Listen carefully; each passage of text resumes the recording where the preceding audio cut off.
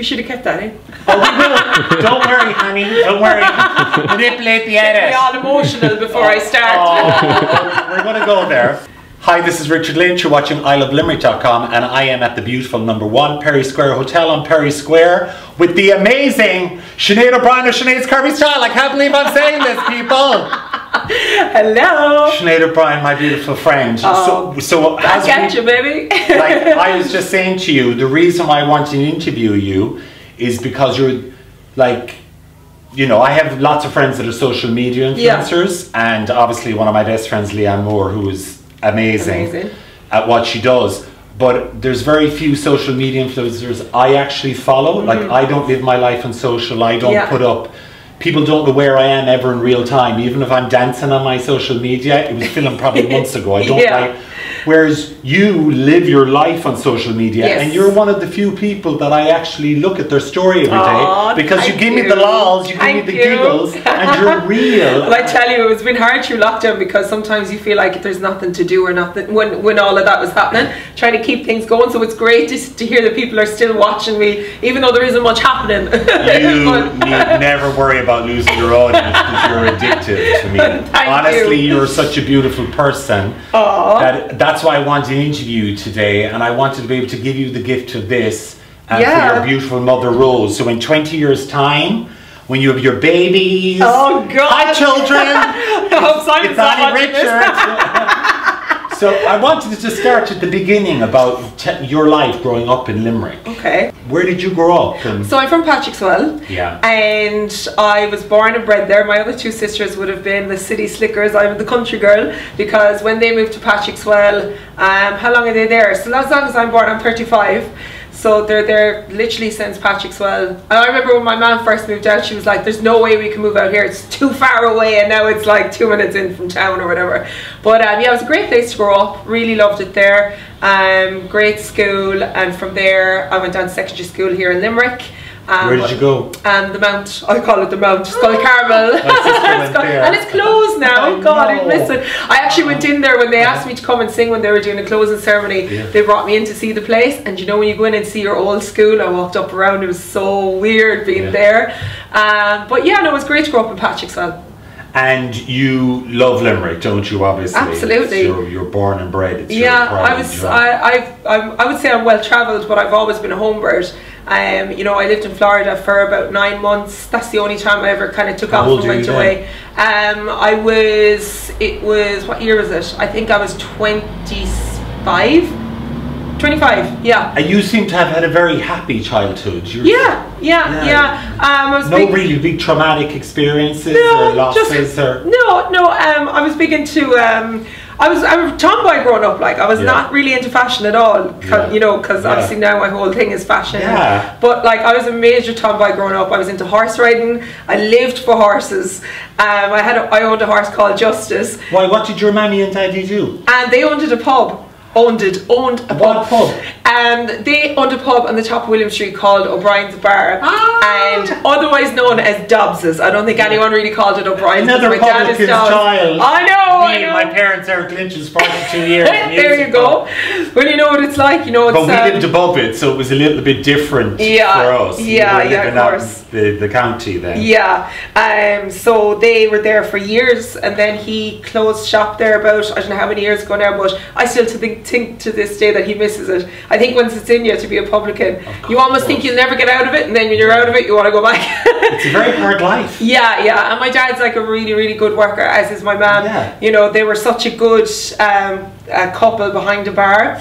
But I was always on the other side of the bar. Your parents are fabulous. Were you collecting the glasses? I was collecting, no, I was drinking the glasses.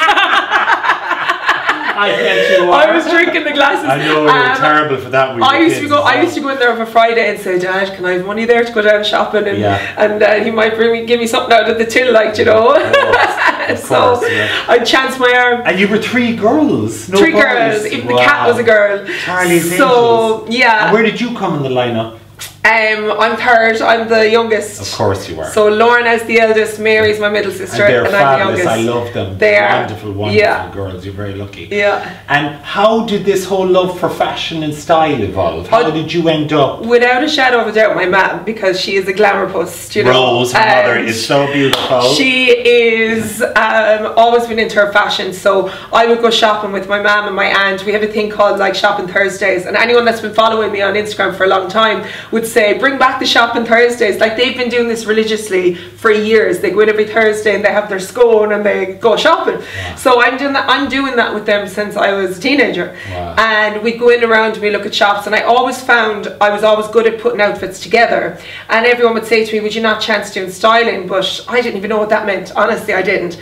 But what I found was I could always put an eye for any size. So because I was always kind of a curvy figure, for me it was difficult at the start to try and learn how to dress my figure, but it allowed me then to learn how to play with things, what worked, what didn't work. So kind of like what was a bit of a hang up for me at the start, because I used to get, you know, bogged down about my size. Like everybody else. I know, same here. But it actually, in hindsight, taught me how to embrace fashion and love fashion, and kind of and just grow that love for it. And beauty comes in all shapes and sizes. Absolutely. That's the whole thing. Yeah. Like, beauty comes from within. Yeah. Really. That's why I love you, because you exude a beauty from within. That's what your smile. Oh, thanks. No, genuinely, you're not being funny. You light up a room. Like, you have been so consistent in our friendship. Like, what you see is what you get. Yeah. And that's kind of what you bring to style, is your own personality and your own individuality.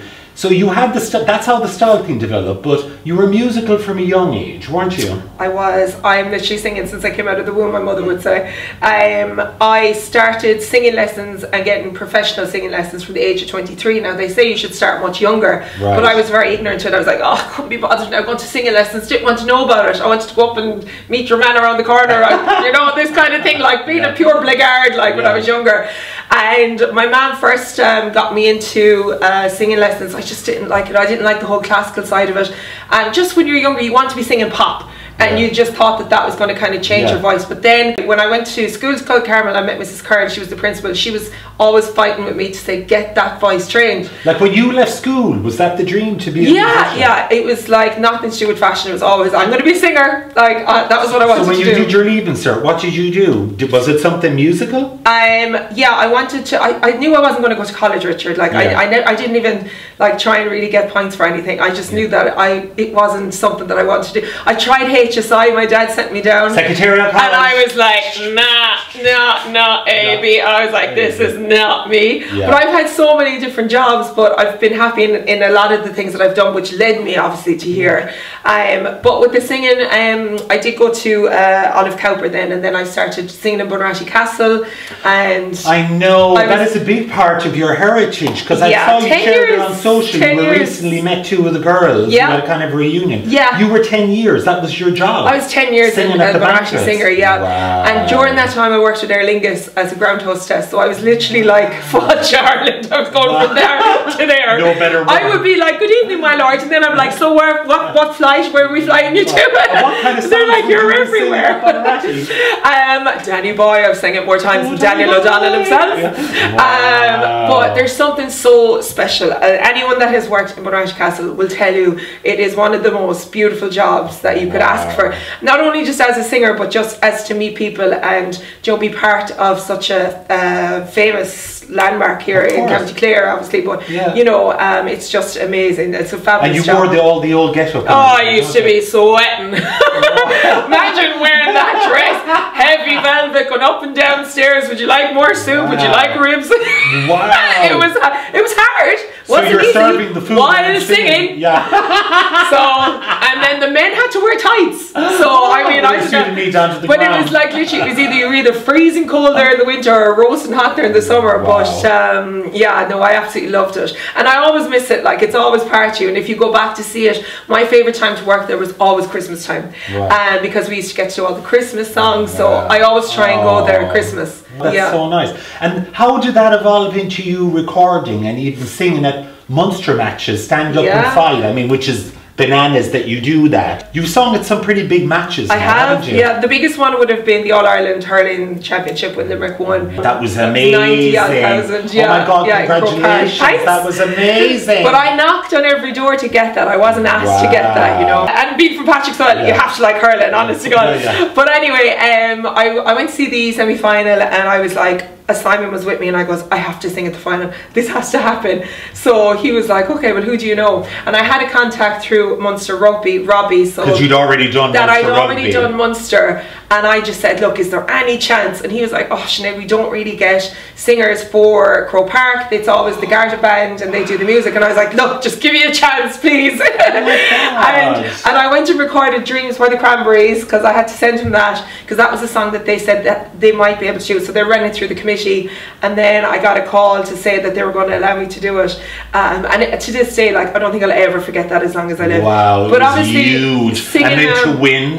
And then to win, it was just crazy. Like, but the Munster thing, like Thomond Park, like will forever be probably one of the best gigs I'll ever do. Singing there in Munster is something so else. Proud. Like, yeah, and Isn't I've been through all weathers, all matches, everything there, and it's just incredible. I love to see you do that. Thanks. Really. And then you record music as well, don't you? Yeah, so and you have two lads you work with all the time. Yeah, I sing a lot with Derek Maloney, an amazing Limerick tenor. Fabulous. We do a stunning concert each year. Don't know if it's going to happen this year with everything, but you know, he's absolutely incredible. Love working with Derek. And then Ger O'Donnell, another guy that I work with quite closely now, more so recent because with everything that's happened in lockdown, we've been trying to find ways to entertain because entertainment is just kind of dead. Have you ever done a charity single? No, never done that. Sinead, what's going on? We need a charity single. Yeah, let's do something like that. Charity. Can we make that happen? Definitely. Oh my God, I would love that. Yeah. So that's the music thing, but obviously you were also doing the modelling. How did you get into modelling? What challenges did you face as a curvy model? Yeah, when I first started modelling, it was the first thing that I entered was called the Face of Tempted, and it was for curvy women. So you couldn't enter unless you were 16. What year was this? 2000 and... Oh God, I'm so bad at dates. It's about 10 years ago. Oh God, yeah. Without I remember we covered it. Yeah. We covered you did? Yeah. Oh my God. What year was it? That's annoying. It's about 10 years ago. Yeah. But I entered that and it was like you had to be, I think, like size 14 or plus to enter. So I was like, okay, this is unreal. I don't have to be, because back then I wouldn't have been as confident as I am now, and I was still only kind of getting used to being curvy. But I knew like I had something for modelling, you know, because I liked it. I loved the fashion, and so I entered that and I won, which was incredible. And then that opened the door to a lot of things for me. I modelled with Hilary Thompson, and I obviously modelled with Celia, of course, and it was great to do a lot of fashion shows here in Limerick, Fiona Doyle. Really so I kind of worked with everyone really in Limerick in terms of modelling and fashion shows and things like that. But then the blog didn't start. I had that date, 2013. Sinead's Curvy Style was born. Yes. All these pieces came together to create 2013. Oh my God, how many years is that? Sinead's Curvy Style. How did it all come together to create that? The music, the modelling, Bunratty, even working as a ground hostess, it all built into something for you, didn't it? I think a lot of the jobs into and a stuff, brand. like being in stage at Bunratty, it gave me so much confidence. It taught me how to speak to people. It, you know, it kind of like helped you to deal with any nerves or anything like that. Like I got so much from working there, and then just doing the bit of fashion shows and kind of learning how to work and model, having been a size 18, because I was always the only, it was funny, I was always the only size curvy model in every fashion. It's like, we better put one in, you know, to save face kind of a thing. Happy I was days. like, we're all the other curvy models now.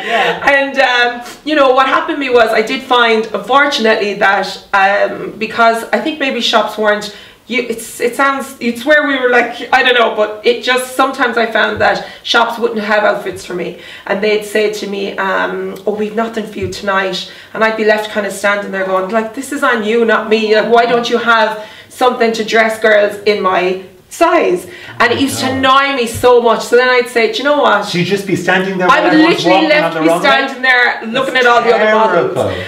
And then they started to get more and more curvy models, so the shops had to kind of like listen up here and go, okay, we need to get, you know, the bigger sizes out there and things like that. But that's when I kind of said, okay, feck this, I'm going to put on my own show. And that's when I started doing the blogging and did my own kind of take on it, and started working with shops that I could show girls all these different sizes. And would you actually you do events? And you yeah, so my events, like the Sinead's Curvy Style events. Of course, that's how they were basically born. That was kind of where that came from. Why do they resonate so much with so many people? Because I was at one, I was very sick at the time. It was just when I was diagnosed with Hashimoto's. And I came and I danced around to Zanny Do Anyway. And I was amazed, and I did my straight man's voice for everyone, I remember that. But why do you think they resonate so much with people? Like what resonates with all these women? Because I mean the whole place was the thing is, some people used to say to me, can I only come if I'm curvy? And I'm like, absolutely not. I was like, let's get one thing straight. Every single girl is curvy, whether you're a size 6 or a size 26, you know, and every figure deserves to be loved and embraced. And you know, my thing with the shows is it's showing all of these different shapes and sizes and embracing all of that, and just it's a celebration of fashion. And then as well, aside even just from the fashion, the crack. Like, we have such a good crack at these shows, and it's such a good day out, or night out I should say, for women to come and just kind of forget about everything. You know, it's very interactive. We play a lot of games, we have loads of different segments, like there's bucket loads of content in them, and people just love to like enjoy it, get involved, and they always walk away smiling, which is all I can ask for. I want to come to another one, because yeah, I know, I miss them so much. Like, you know, how many were you doing around the country before the whole COVID? We do one at least every 3 months, so like maybe 3 or 4 a year. And your sister Lorna is behind the scenes helping you. Lorna, Mary will kill you if she hears that, because Mary's the one sweating behind the scenes. It's Mary, I'm so sorry, Mary. Lorna rocks in and goes, where's my goodie bag? I knew that. Don't kill me, Mary. Don't kill me. Don't kill me, Poor Mary. You're the whole family. No, listen, I would be lost without my sister. Wow. Like, both of them, you know, but Mary and me work very closely together with the events. And like, sometimes I remember you had your first one in Cork. Yeah. And you were like shitting a brick. Yeah, I was shitting it. Sorry. No one's going to turn out people. Curse all you want, be yourself, honey. I was shitting it, and only for, you know, I've such a good strong team behind me. And you know what as well, I have to hand it to a lot of the sponsors that I have the same ones for years, you know, and we've such a good relationship together, like Belle Femme, Atir, Be Perfect Cosmetics. Like, there's so many of them that have been with me from the start. When I was kind of like a nobody, they gave me like so many, like, you know, you have to kind of not safe to beg for these items for the goodie bags. The goodie bag is so important to these shows, and you want it to be good. So for them to believe in me back then, even when things were kind of like not as big as they are now, like I had my very first show in Dolan's, right? Wow, like, I remember. You're bringing me back. Took me 4 weeks to sell like 50 tickets at 20 euros a head or something. I think they were 30 euro a head. No, they actually weren't. I can't remember, but they were, you know, now they're... And you were selling them to your friends, please. I was literally like, somebody please buy a ticket. Anyone, tickets to my show, come on. So, you know, I remember just like, I'm not going to say it was thrown together like Joe, but I had no idea what I was really doing.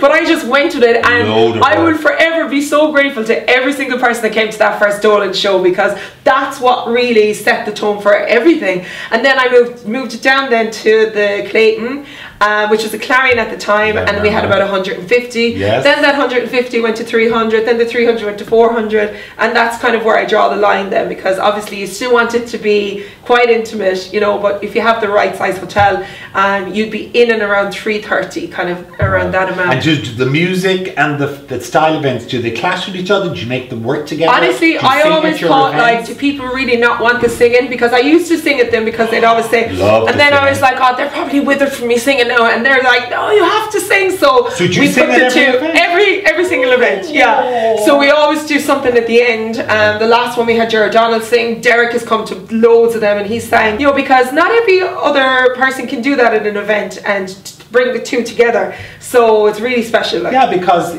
that's, you hit the nail on the head. It's all about bringing who you are. Exactly. And all the facets of you as a human being. Simon has to remind me of that, because I get I get so caught up in the goodie bags and this, and he's like, Sinead, he always says, stop worrying about products, they're coming to see you, you know, and that's what I have to kind of remind myself. Do you know, so that's because you can get caught up in things that don't really matter. And is it strange all of a sudden becoming like for instance, we just said, our camera woman here, Mary Caroline, follows you. Thanks, Is Mary. it strange then becoming a fashion person that people check in on or for style? I mean, like who are your 3 style icons now that you're becoming a role model for style? As I said, my mum definitely, Celia. I mean, we have to put Celia in there. Horse people. And who else do I love? Like, there's so many social media influencers that I love to follow as well. I love Ashley Graham. I love her style. And she's also curvy. Yeah, she's exactly. Amazing. Like, I wouldn't. As Celia always says, don't follow trends. Go with what suits you. And I've kind of always been like that as well. I kind of just always like to go. Like, I'm not going to wear a certain dress just because it's on trend or because somebody is wearing it. You know, I try and stay true to my own style all the time. But yeah, people always check in on me and they go, Sinead, I have a communion or I have this, like, where can I get something, you know? And yeah, I'd always just try and like send them information or links or something to an outfit, you know. But that's what it's all about. It's just helping people, you know. And how would you advise a young girl wanting to get into a fashion modelling style industry? Like, what advice would you give them? It depends on, obviously, if they're looking to be a social media influencer, I would say really hard gig. It is hard. Like, I couldn't do it. Like, honestly, some people say, oh God, it must be great, you get all this free stuff. And like, listen, do you know, it has its downsides like any other job. You have to be so thick-skinned for it because it's such a nasty world, social media. People really hurt you, Sinead. I saw someone coming after you one time, which was really awful. There's always one stage, I think every influencer, you're almost part of a witch hunt. Like, somebody will just kind of say, okay, I just don't want to see this person get on. They will constantly go on and they'll make up all these stories. But you know what? It was hard when that happened. That was last year, and I used to be so upset. And I'd be like, "Why is this happening to me? What's going on?" What were they doing to you exactly?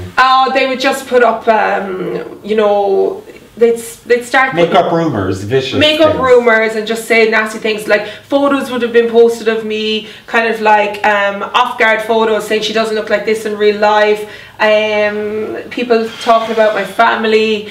Actually, they had great things to say about my family. They were like, "Oh, but sure, she's spoiled and all that." Like, just really stupid stuff. That's why I can't do it. I could never do what you do. I've noticed there's been crazy, like crazy or do shit for likes. I've seen people really hurt you. How sometimes the rumors can be really silly. Like, one time they said, one of the worst ones I saw was they said Simon was arrested at my birthday or something like that. And things like that are hard to read. But he laughed his backside off of this. He's like, they're all nuts. But men are more inclined to kind of put a thing over their shoulder, and he's able to laugh. But I'm like, Simon, some of the frightening thing is with trolling is that the page is dedicated to these rumors and awful things that are said. It's the people that follow them, that read them, almost take them to be Bible. And that's what the frightening thing is, because none of these people know who they're talking about. And they body shame, don't they? And body shame and everything. It's just a nastiness. That's the downside of it. But, you know, for every shitty comment, there's like 100 better ones, you know, that kind of. And so your advice would basically be develop a thick skin if you're going to develop get into any fashion and then just find your niche. You know, for me, obviously, it was the curvy thing. So I'd always kind of base my everything is kind of more so comes from that. But as I said, I always cater for all shapes and sizes. But as I'm curvy, I'd obviously show more curvy fashion. So find your niche and be consistent. You know, it's important to kind of post but not over post and things like that. You know, I have to find a good balance. Do you get a lot of girls coming to you that have body issues? Like, what advice would you give to a girl with, like, we all have body issues, everybody, it doesn't matter what size you are. But you, because of what you do and you're dealing with curvy style, do you have a lot of girls? It would be very easy for me to sit here and give you the cliche answer and say, oh, you know, beauty comes within, but I totally, and it does, right? But I totally understand where, like, okay, for me, this is my area that I'm like allergic to, right? Okay, you know, me too. Do you know what I mean? But like, I know how to hide that. You know, I got the good legs. That's the fun of it, isn't it? So I know my legs are, you know, one of my best assets. You know, my tummy I try to necessarily kind of disguise a little bit, but it doesn't bother me. But if I'm wearing a certain outfit, you know, I'd want to be a bit more streamlined, so I'd wear shapewear. So good shapewear, good posture, knowing how to stand in photos. Like, people often say to me, "Chin on the mantelpiece, darling. Will you do the like posing?" And we often have such good fun with that one at my events when we show them how to pose. We bring girls up, you know, some girls like this, and like, if you can just, you know, just kind of change how you move. But honestly, Richard, honestly, and I mean this, like, I really have always kind of said, weight doesn't define me whatsoever. You know, I've always been a size 18, 20, and I can never see myself being a size 10, and then even if I was, it wouldn't matter. But I'm so happy with the size that I am. So it's just about learning how to work with what you have and just being confident. And confidence definitely has to grow over time. Doesn't, you know, you're not born with confidence. It has to grow, and you have to learn how to get it. And through many ups and downs and like that, when you're younger, and eventually I've come to the point where I'm just like 100%, you know, I have a boyfriend who's mad about me, and you have it all going on. But you know, if you ask people 5 words describe Richard Lynch, they're going to say gay. Yeah.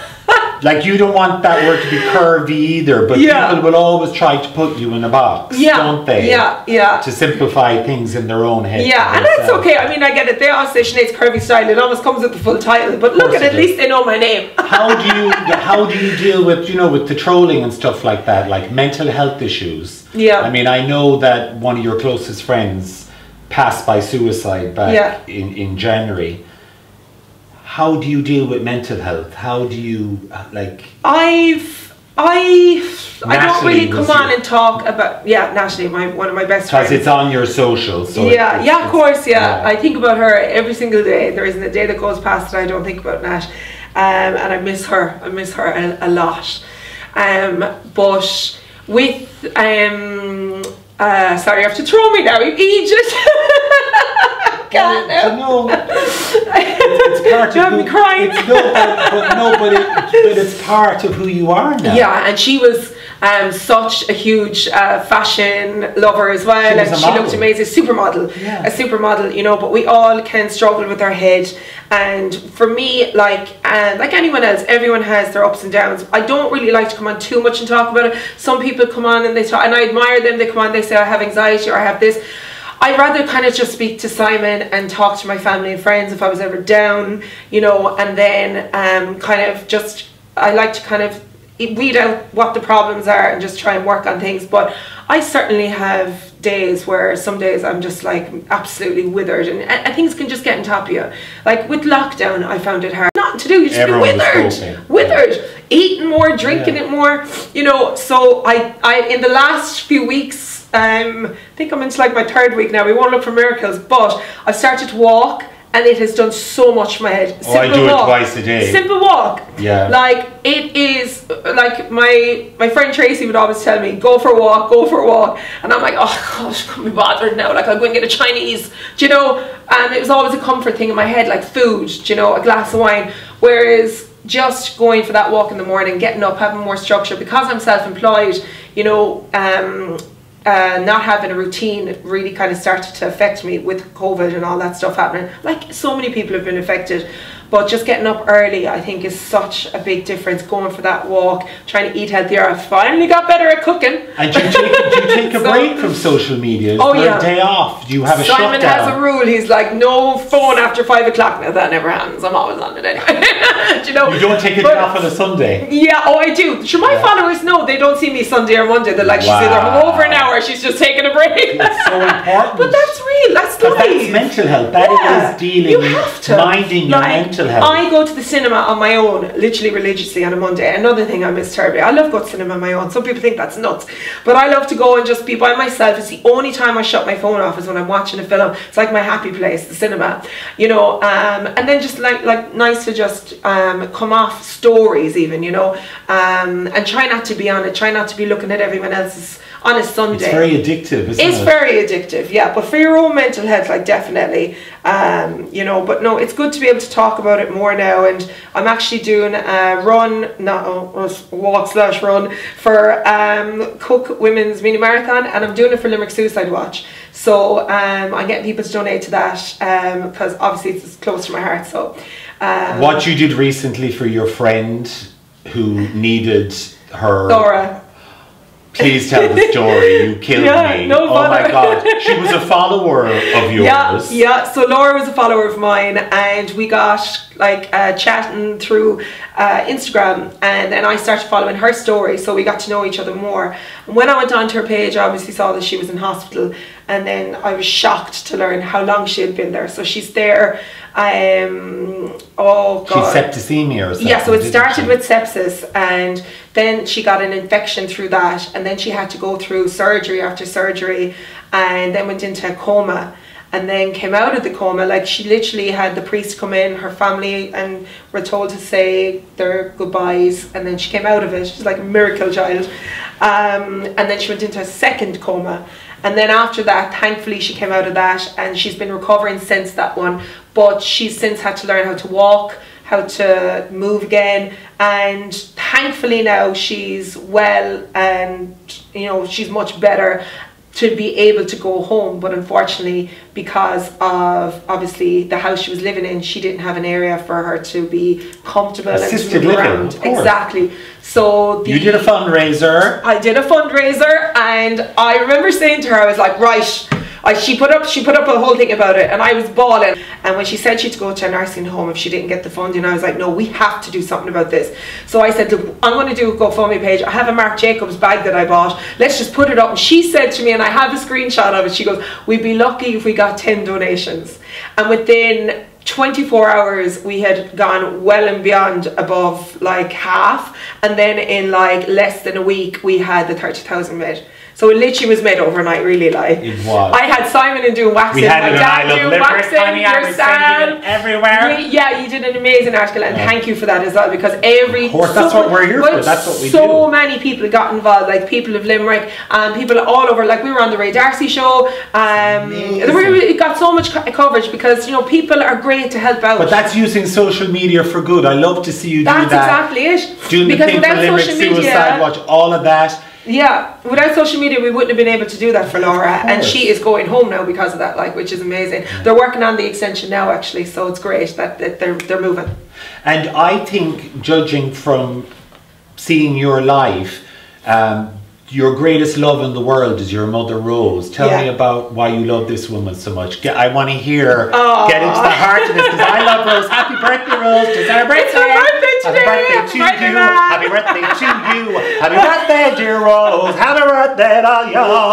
See, I remember, Rose, I love you. She'd be delighted. I tried to get her to come in on this, but as glamorous as confident she is, she can be shy. Although I don't know. Tell me all about Rose, because Rose, I know how much she means. She's my best friend. She is my best friend, and she's an awful worrier, Richard. I kill her for worrying. She's a Virgo. If she hears my voice on the phone, I could be, I don't know, it could be anything wrong. She'd go, "What's wrong? Is there something wrong?" And I'm like, "No, would you just know?" You're her baby. She's an awful warrior. My sister says, like, the rest of them don't exist. Like, there's a shrine of me in the house, literally. Like, the fridge is like Sinead, and then maybe one of the grandkids might get a picture in there. Wow. Do you know? But no, we're very, very close. You know, I can't hide anything from her, and it's good that I can talk to her as well, because do you know what? She does give the best advice, and mothers know, don't they? They just know. But she's amazing, and she's such a good person, and her and my dad have the best relationship. Beautiful. And like, my followers love her, you know, like, she comes on my page and she's got nearly 4,000 followers. She doesn't even know how to use the bloody phone. I'm like, do you know what I mean? Carrie Dunn have worked with her, brands have wanted to work with her. She has such a personality, and I do like to think that, like, I get my you know, my mum is from St. Mary's Park. You know, my dad lived up by King John's Castle. Wow. And they, you know, my nana was a great person as well, and they've such good banter, and they've got such good you know, morals, everything. They're just an amazing couple, and the two of them together are just so funny. Do you know, you're like, very lucky, my dad, like, he sees it, like, they still get jealous, right? I swear to God. Okay, if my mom now, or my dad is on Instagram, she's like, what business have you now been on Instagram? Because she's on Instagram, and if somebody messaged or something, she'd be like, who's that now? Do you know, it could be like somebody from down the road or whatever. How long are they together now? Oh my God, I think it's their anniversary next week, but I actually don't know. This is what you'd ask Mary now, she'd know the answer to that. Wow. A long time anyway. Wow. And what's the best piece of advice she's ever given you? Never go to bed angry on an argument. She always says that. Very true. I'm working on it. And speaking of going to bed arguments, Simon, how long are you in love now? How long are you with Simon? We're together 4 years at the end of this month. Yeah. Lovely person. Yeah, I love the bones of him. Yeah, well, we were actually, I put a poll up there for my followers to see, you can tell me the answer to this now. We had... Oh, I love a good poll. We had we first met at the end of August 27th. Would you have your anniversary with Hugo now on the day you met? Or on the day you started making it official? Simon was like, no, we do it the day we met, which was the 30th of June. It was Dublin Pride. And we all celebrated our wedding anniversary, which you were there. Yeah. So we would celebrate the day we meet. Okay, I agree, but anyway, yeah. I gave in. So we'll be doing something nice for that at the end of the month. So 4 years. And you're living together? Yeah, 2 years. Wow. Since September. How is that? What does he do? He's a rigger.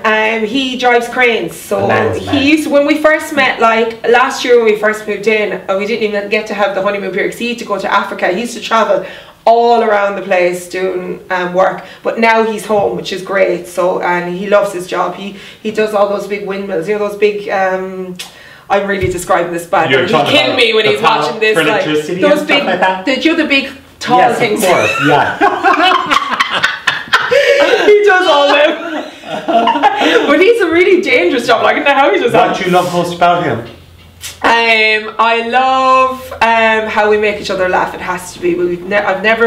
I don't think we've had anyone that gets me so much. Like, and we could literally be having murder, and then I'd look at him and I'd start laughing about something, and we'd laugh. Oh. He does this thing where like he says this thing where like if I'm arguing with him, my chin comes out, my nostrils flare, and he goes, "Put that chin away," and I'd be like, "It gets me every time." Then I'll start laughing.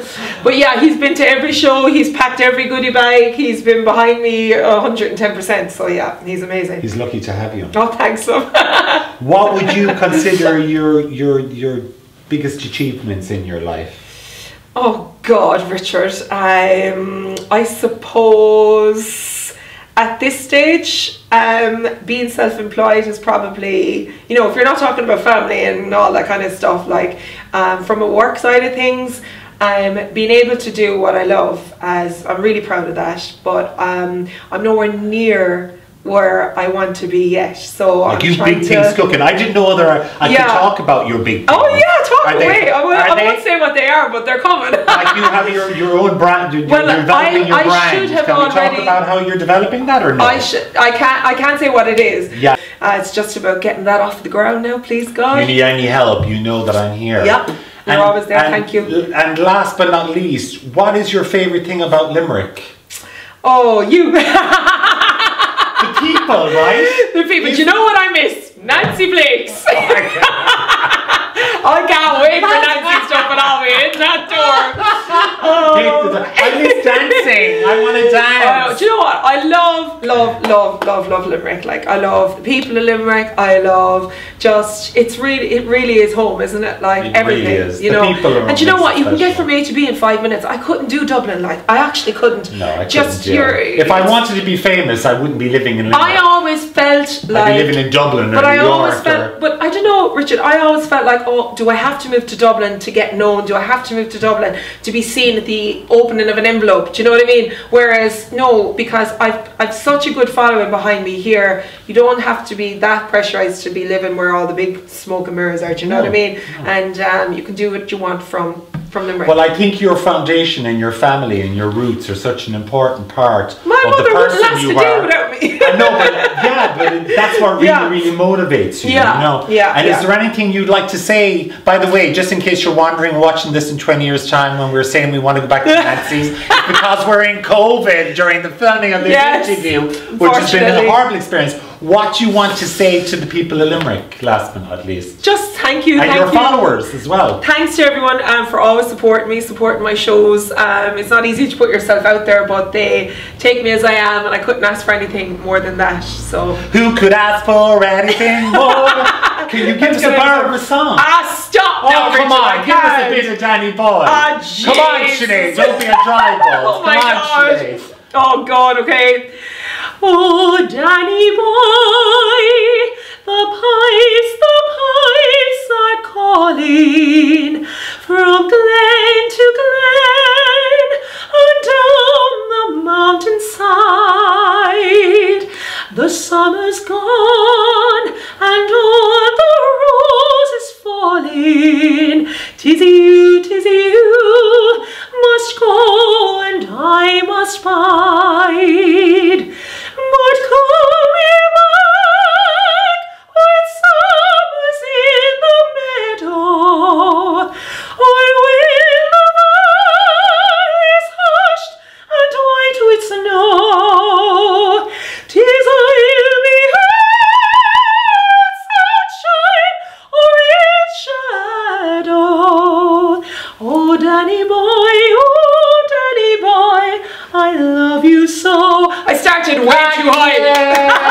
This is Richard Lynch. You You're think watching I know the keep, ilovelimerick.com. This is the amazing Sinead O'Brien. We're sending love to all of you. Thank you so We're much. going to see you soon. Thank you. I love you. Thanks, love.